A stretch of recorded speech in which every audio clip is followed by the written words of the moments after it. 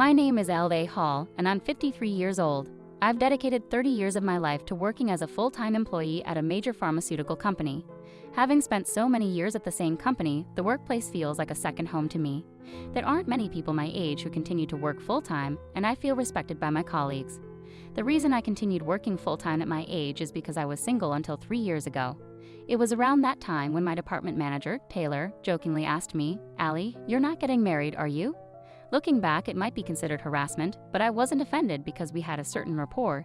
Taylor and I often joked with each other, and he himself was also single. Our shared single status deepened our bond.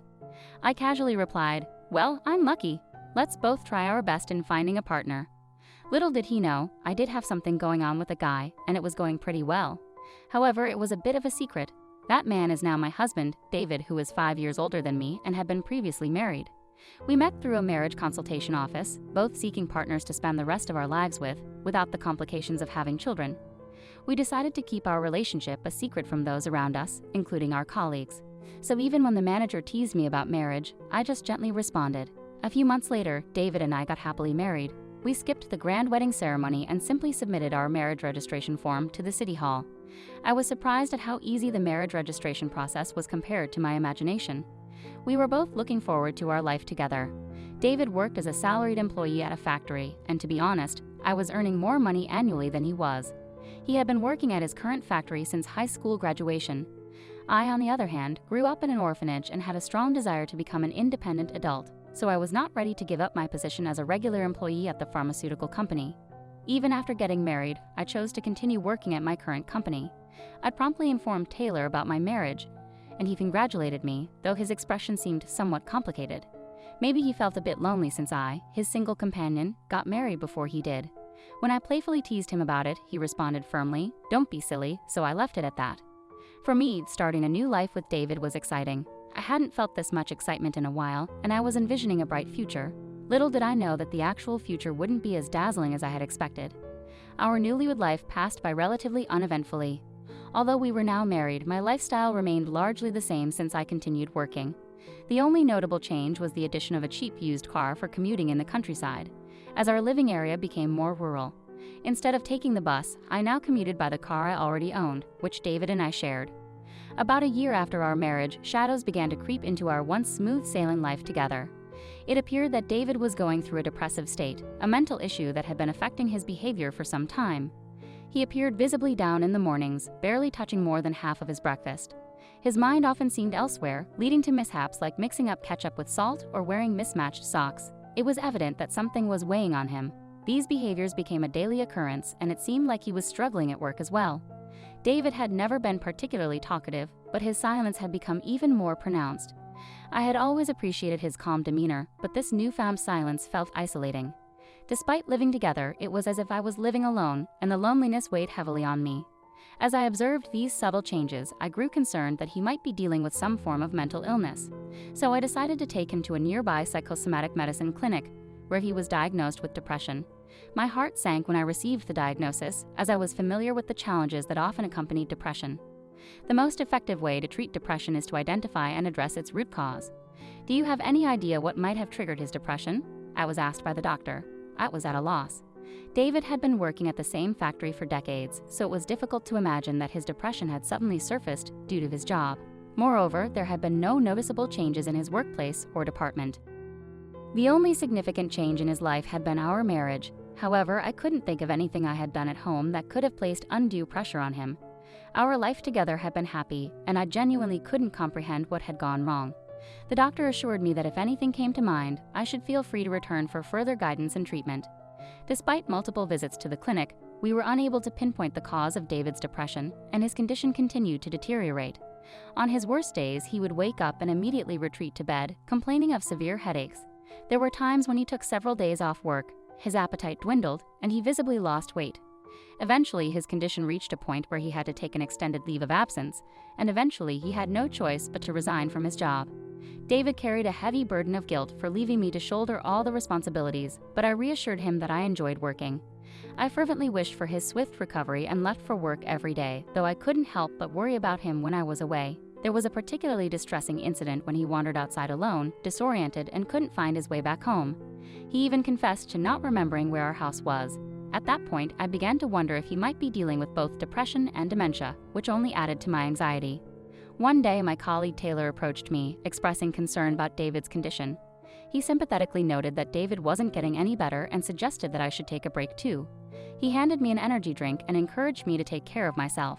His kind gesture nearly brought me to tears as I realized that I had been shouldering a tremendous amount of stress without fully recognizing it. I knew I needed to stay strong, both for David and for myself, so I focused on my work with renewed determination. It has been 2 years since those difficult times began.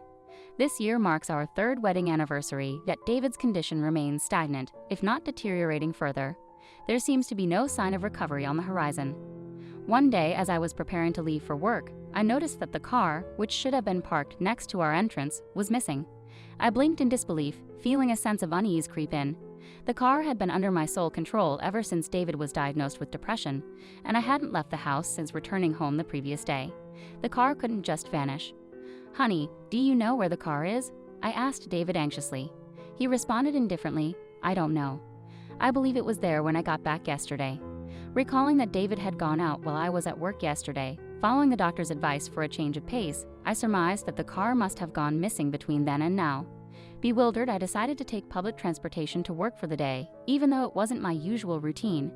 This made me run about 10 minutes late, but when I explained the situation to Taylor, he understood and commented, "That's quite unfortunate. But where could the car have gone? Didn't your husband take it somewhere?" I assured him that David hadn't driven since his illness, believing it to be too dangerous. Taylor seemed to suspect David's involvement, but I knew firsthand how much his mood swings and forgetfulness affected his daily life. It was hard to believe he had anything to do with the car's disappearance. After work, I promptly contacted the police and reported the vehicle as stolen. I hoped for its swift recovery, but an undercurrent of anxiety gnawed at me, suggesting the car might never return. And stranger incidents continued to unfold. On my payday, I went to the bank to withdraw money and update my bank book, only to find my balance at zero. Although we did have a joint account as a couple, the bank book I checked was my personal one. To my surprise, the joint account was empty as well. Confused and alarmed, I wondered what was happening. David had access to our joint account, but my personal account was something I hadn't shared with him, and there was no way he could have known the PIN. Our savings had vanished. A shiver ran down my spine as I tried to comprehend these bizarre events. When I returned home, I confronted David about it. "Have you withdrawn any money from our joint account recently?" I asked urgently. He appeared suspicious, but it was too early to jump to conclusions. I didn't want to add any more psychological stress to David, who was already suffering from depression, so I approached the subject delicately. "I have no idea," he replied, his gaze fixed on the ceiling, as if his mind was somewhere else. It wasn't uncommon for him to become distant like this, a symptom of his illness, I believed. Could he really have withdrawn the money in such a state? I intended to consult the police about it, as neither the stolen car nor the missing money had been recovered since then. Losing the car was a shock, but the reality of being left with no money left me feeling desperate. If only I had parents to rely on during times like these. I could have asked them for a loan. Unfortunately, I had grown up in an orphanage and didn't have any parents. All I had was a husband battling depression, and it was a situation that left me feeling cornered, overwhelmed by anxiety and loneliness. Just the previous day, I had received advice to change David's hospital. The psychiatric clinic we had been visiting was a small community practice, and they had mentioned that there was a limit to the treatment they could provide. They recommended a general hospital and provided a referral letter for us, so we decided to visit the general hospital for a regular checkup. We took a taxi to the hospital, our first time visiting such a facility, which made me somewhat nervous. David, however, remained his usual silent self. As we arrived at the hospital, I took a deep breath and stepped inside. I handed in the referral letter at the reception and waited for David's name to be called. Given that it was a general hospital, there were several other patients waiting at the reception, so I expected some waiting time. After about an hour of waiting, David's name was finally called, and he went inside the consultation room.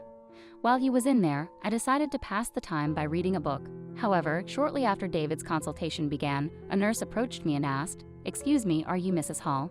I confirmed that I was, and the nurse said, "The doctor would like to talk to you.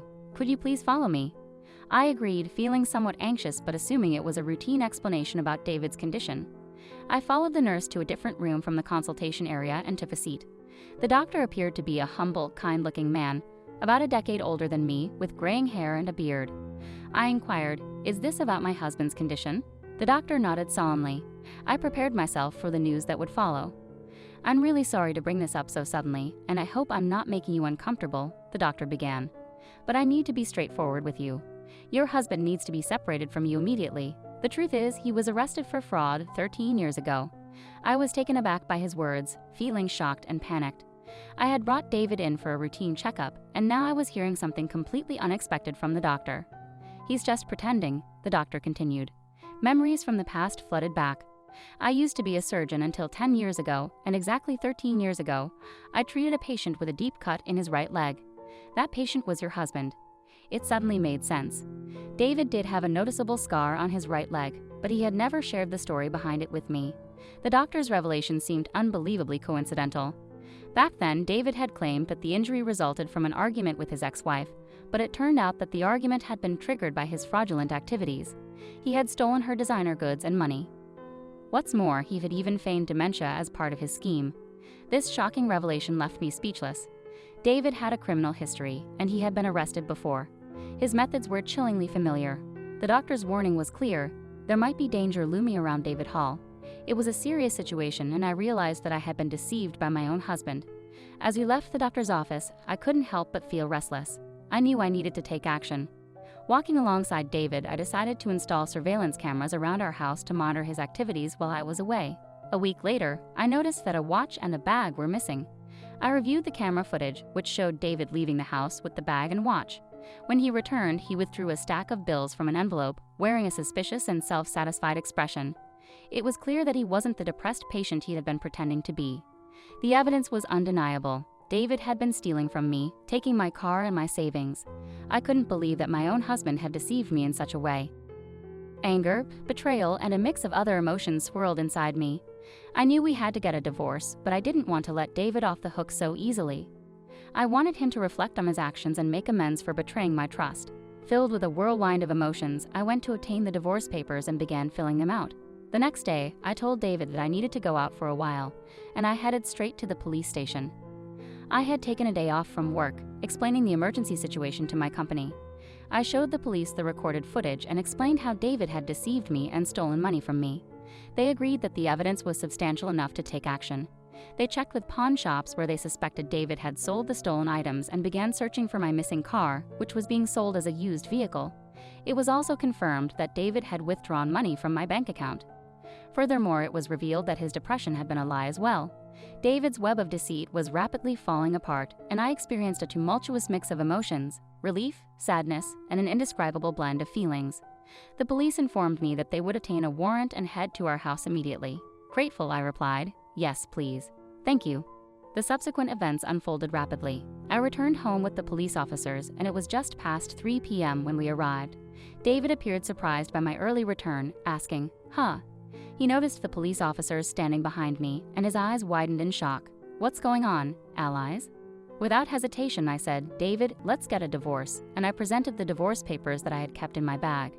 Normally, one's attention would be drawn to divorce papers, but David's gaze remained fixed on the police officers. The officer then declared, "David Hall, you are under arrest for fraud." David took a step back, his voice trembling as he exclaimed, "What the hell? You've been lying to me, haven't you?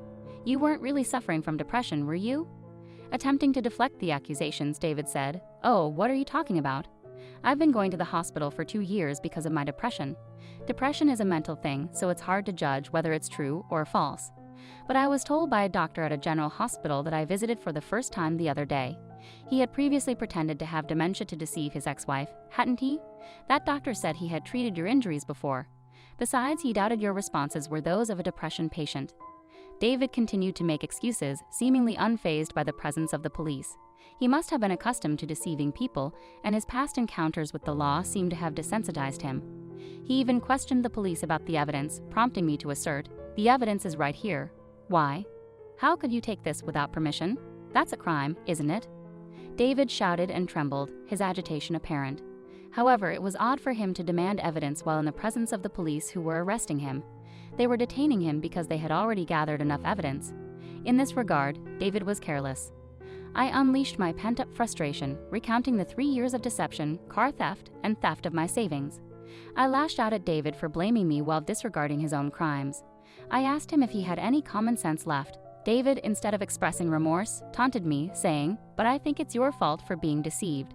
If you hadn't been deceived by me in the first place, none of this would have happened. Stupid woman." His words were the final straw. I shouted back at him, my voice filled with anger and indignation. Even the police officers were taken aback by the intensity of my outburst. "Who do you think I've been working so hard for all this time? I was doing my best because I wanted you to get better as soon as possible. And after all that, you think you can just get away with treating me so horribly? I'm going to hire a lawyer, and of course, I'm going to ask for a limousine from you. So you better go to the police station right away, you scumbag."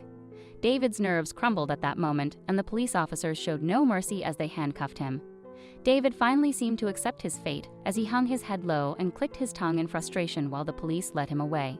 Watching this scene unfold, with David being led away in police custody, I felt strangely detached, as if it had nothing to do with me. Ever since the doctor advised me to distance myself from David, nothing felt quite real. Now I could finally go back to my life before marriage. While I was relieved not to have to live as David's slave for the rest of my life, there was also a sense of loneliness. It had taken me over 50 years to finally get married, so the thought of being alone again left me feeling despondent. 2 months later, David and I were officially divorced. The divorce had been slightly delayed due to David's arrest, but by the time it was finalized, my emotions had cooled off. I was able to calmly accept everything that had happened to David and me. I didn't know how long David's prison sentence would be, but as it was his second arrest, his punishment would likely be more severe than usual. I could only hope that he would genuinely reflect on his actions and avoid making the same mistakes again. In the end, marriage had turned out to be an illusion for me. I sighed heavily during lunch at work while eating the packed lunch I had bought. It was then that my boss, Taylor, who had bought a hot dog from the grocery store, sat down next to me. "Is that so? I think you'd be fine if you were with me," he said casually, his words initially catching me off guard. I was about to question him, but the meaning of his words suddenly dawned on me, and my ears felt hot. "Are you serious?" I asked, still somewhat surprised. "Yeah, I'm always serious," he replied smoothly, leaving me momentarily speechless. I stopped eating, trying to process his unexpected proposition. Taylor swiftly returned to work after finishing his hot dog, leaving me stunned. I continued eating my lunch in a daze. I had never considered a romantic relationship with him, but I knew that he had always been concerned about me. He was reliable and had a stable income. While I felt it might be rude to entertain such thoughts, I couldn't help but feel a warmth inside me. Maybe I'd ask him out for a meal after work today. It might be a good time to start anew.